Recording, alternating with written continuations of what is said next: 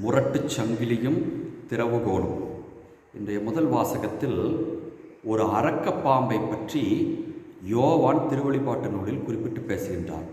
இந்த அரக்கப்பாம்பு தான் தொடக்கத்தில் இருந்த பிசாசு என்றும் சொல்கின்றார். ஒரு வானதூதருக்கு கட்டளையிடப்படுகிறது. அந்த வானதூதர் இந்த அரக்கப்பாம்பை பிடித்து முரட்டுச் சங்கிலியால் கட்டி ஒரு பூட்டை போட்டு அந்த திறவுகோலை கையில் வைத்துக் கொள்கின்றார். அதனுடைய பொருள் என்ன?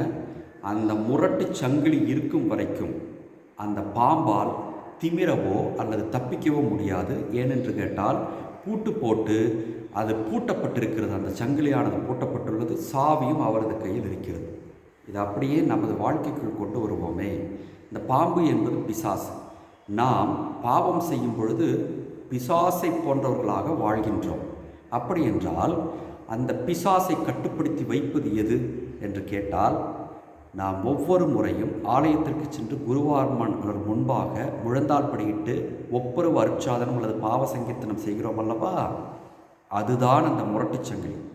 அப்படி பாவ சங்கீர்த்தனம் செய்யும் பொழுது அந்த பாவம் என்னும் அலகையை ஒப்புரவு என்னும் முரட்டுச் சங்கிலியால் கட்டி போட்டு விடுகின்றோம். கட்டி போடுவது மட்டுமல்ல, என்ன செய்கிறார் அந்த வானதூதர்?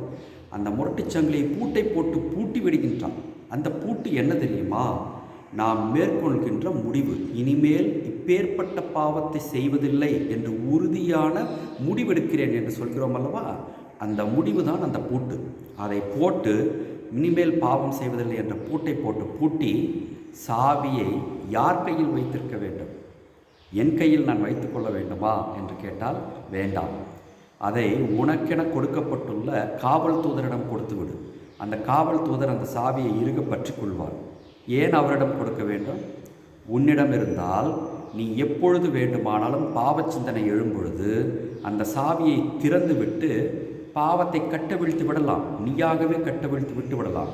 அதுவே அந்த சாவியை நீ உன் காவல் தூதரிடம் கொடுத்து விடு. அவர் அந்த சாவியை வைத்திருக்கும் பொழுது திறந்து விடவே மாட்டார் என்பதுதானே உண்மை. உணர்ந்து பார்த்து இனிமேல் நம் காவல் தூதரை மதித்து பாவ சங்கீர்த்தனம் செய்த பிற்பாடு நம் ஆன்மாவை அவரது கையில் ஒப்படைப்போம். அதை மீண்டும் கரைப்படாமல் பிசாசின் கைக்கு சென்று விடாமல் நம் காவல் தூதர் நம்மை பாதுகாப்பார்.